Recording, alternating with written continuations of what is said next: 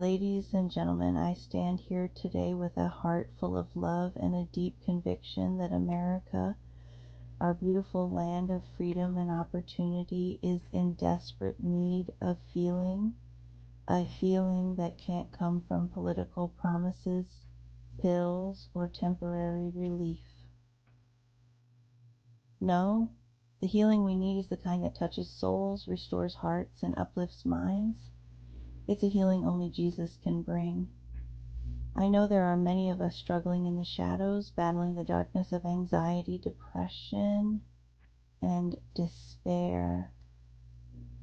The statistics are staggering. Over 20% of American adults live with a mental health condition. That's our family, our friends, our neighbors. And while therapy, medication, and self-care are absolutely important, I want to speak to something deeper, the power of God to transform our pain into purpose, our struggles into strength, and our brokenness into beauty. When I was in my darkest moments, I found comfort in the arms of Jesus. When life felt like an endless tunnel with no light, I realized that hope isn't a distant dream. It's a promise anchored in God's love. Jesus told us, "Come to me, all you who are weary and burdened, and I will give you rest." It's a rest like no other, a deep peace that surpasses all understanding. Friends, we need to take time every day to connect with the one who made us. I'm talking about spending time in prayer, real raw conversations with God. You don't have to be perfect. You don't even have to have the right words. Just pour out your heart. God listens and He cares. Dive into the Bible, His living word, which is full of wisdom, comfort, and hope. It reminds us that even though the world may be filled with trouble, Jesus has overcome it. Sometimes people think obeying God is about restrictions, but it's really about experiencing true freedom. Freedom from the chains that weigh us down. Freedom to live with purpose, to have a mind filled with truth and peace. When we trust Jesus, we find the strength we never knew we had.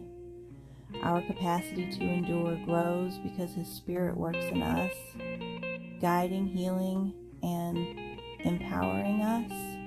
And let's talk about love, real love. God calls us to love Him with all our hearts and to love each other deeply. That love isn't passive, it's active. It's rolling up our sleeves and helping one another, even in the most unexpected ways. Did you know that donating blood can save lives? It's a tangible way to share the life and love God has given us. It's a chance to help someone heal, to give hope to a family. Imagine the impact if we all took a moment to do that.